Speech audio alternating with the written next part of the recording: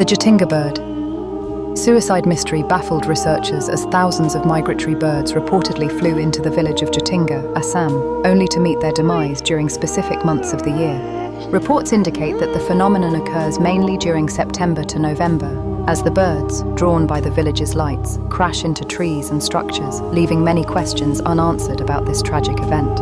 Scientists speculate on various theories, including disorientation caused by the village's lights, but the true cause behind the mass fatalities remains an enduring mystery, captivating both locals and experts alike.